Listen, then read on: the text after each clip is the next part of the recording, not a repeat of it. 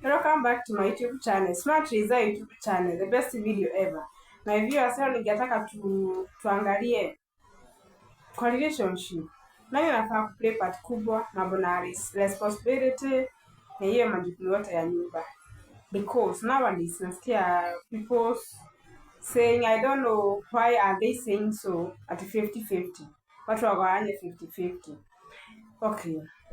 Let me ask this question. Suppose tumegawanya hiyo 50-50. Mimi mwanamke anaplay part kubwa wa kazi za nyumbani, domestic work. Kufua, kupika, kuosha vyombo, make the house ikuwe clean, kuangalia wanyama wenye huko domestic animals, kuzaa, na bado hiyo nao ni kazi because na mwanamke hata kama hapo kazi wakati mwingine ubidwa tu kupewa bed rest. Relax tu kwa nyumba, ajisikize tu mwili yake in a period of 9 months. Tena after amesha deliver hiyo mtoto, tena another year za kulea hiyo mtoto, at least afishe 2 years. Sasa hapa tutafanya 50-50, nayo kuzaa itakuwa ni ya nani? Because unapata nowadays mwanamke atazaa mtoto na atalea mwenyewe, anafanya kazi akiwa na mimba hiyo period yote ya hadi wengine hata unakuta hiyo siku tu amezaa alikuwa kazi hivyo. Manake hana wa kumshughulikia. Inabidi tu ajishughulikie, na tunasema ni 50-50. So I wonder, some wako single but wengine hata wako kwa marriages, unapata bado wanadago hizo vitu. Wanadago hiyo mateso na vitu ajifanyie kazi. Hata kama ni 50-50, itakuwa 50-50 hadi mwanamke akiwa mjamzito unamwachilia hivyo na hali yake na venye alipo. Mwenyewe ndiye anakuletea watoto na kisha mwenyewe unamwangamiza ukisema 50-50. Are you doing it right? Tuache kuumizana. Hata kama ni 50-50 kulingana na vile unaona huyu mtu pesa zenye analipwa ziko enough kwa matumizi zake na hata za nyumba. But zingine hata ukiangalia hata vile unamshow ati wengine hata wanalipwa below 10,000. Below 10,000 utamwambia ni 50-50 na mtu na nyumba unalipa 5,000. Sasa mshahara wake nusu yote iende huko. Hajajiangalia mwenyewe. Na kuna mambo mingi sana za kufanya, kuna chama cheza, atengeneze nywele, kucha zake atengeneze, anunue viatu zake na nguo zote, nguo mzuri. Mimi tena hataki hata kukusumbua. Wanawake wengine wakijituma, hawataka yani kudepend on their man. Ataka at least hata mwenyewe ajikumike. Kivyake tu apate pesa za kumsaidia kivyake. Lakini sasa wengine wetu wanaume wakiona na mwanamke anajituma hivyo, sasa anaanza kumwachia majukumu.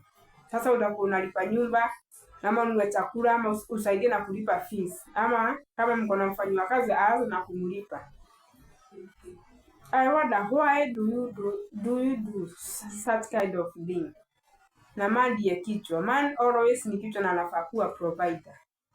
Hata ile wakati wa Garden of Eden, Eve na Adam ndiye alikuwa ako na mamlaka yote. Sasa Eve alikuwa msaidizi wake. Na unakusikia something to do msaidizi wa mtu ni yule anafanya kazi zenye si kazi kubwa, anafanya na kazi kidogo tu yenye si major. Hizi na kazi kidogo. Sasa na mwanamke chenye anaweza fanya ni mwanaume anunue shopping. Mwanamke naye anaweza shipping hapo hivyo, anunue vitu kama vitunguu, matunda hivyo, anunulie watoto.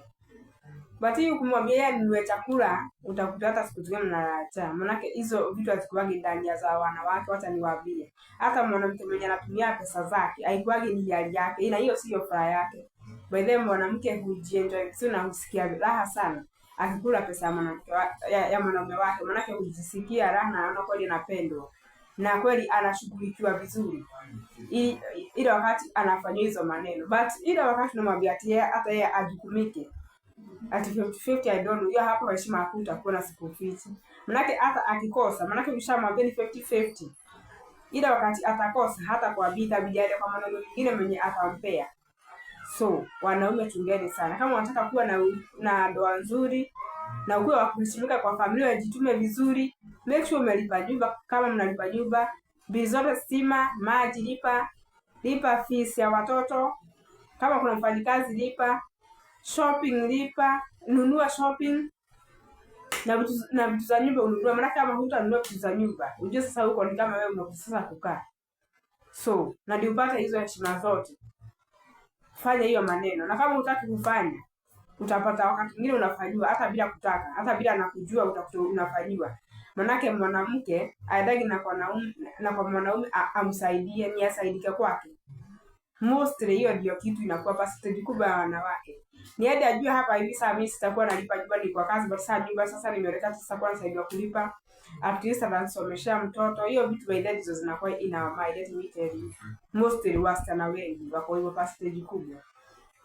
Lakini kama iko kwako bado nalipa nyumba na kawaida, fees najilipia kawaida, shopping najinunulia, nitaona haja yako kweli?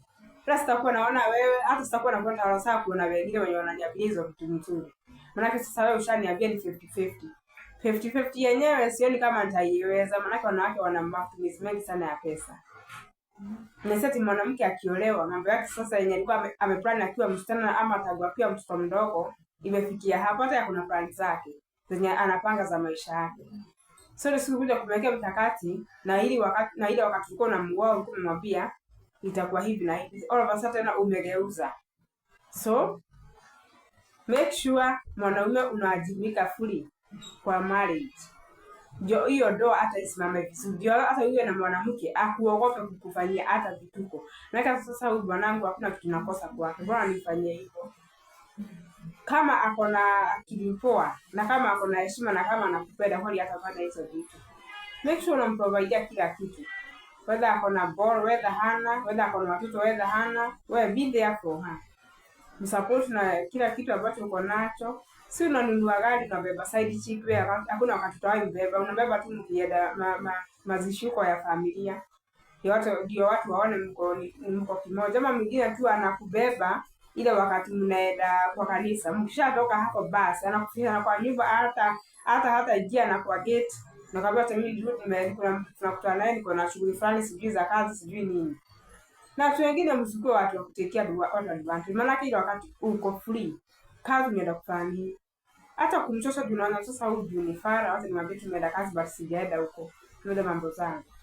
So chuga relationship kwa kufanya na kazi ambazo ni za maana, kwa kugadi roho ya mtu na kwa kusupport kile mtu financially. Kwanza financially jueni hiyo mambo inaleta shida baina kwa boma. Nakuta mwanamke aliolewa sana anashindwa afanye nini sasa, atafanya biashara gani, atafanya kazi gani sasa? Manake hata mwili wake bado umekata. Wengine ni wa CS, mtu akifanywa CS anakaa mezifanya tena kwenye alikuwa anafanya kazi ni kazi mzito, naona haiwezani. Sasa unakaa huko hapo na mgao, naona ni kama ni kazi hataki kwa. Naona akienda hiyo kazi bado itakuwa ni shida nyingine. Na atagojeka na wewe tu ndio utamshughulikia. Na badala kwa video mambo yote, si tu mshughulikie wakati akilikava. Hata wanawake si hata wanapenda kukaa nyumbani, wanapenda tu hata wakujitafutia pesa zao. Hata ndio wafanye miradi. Nakuta mwanamke ni mtu wa kuchagua, ni mtu wa kuchangamka na kwa nyumba. Utamkuta amenunua maua, amenunua makati za nyumba, amebadilisha. At least amenunua hata vikombe zingine za wageni, hakuna aibu tena. Amenunua masafuria hizi latest. Amenunua tu vitu nzuri. Hata ukikuja by the way unasikia raha. So wasupportini sana. Na mkifanya hivyo Mungu atawabariki, manake Mungu anapenda uelewano. Na watu ambao wanafanya vitu ambavyo Mungu amesema zifanywe. So hizi zingine za kujiekea tuachaneni nazo.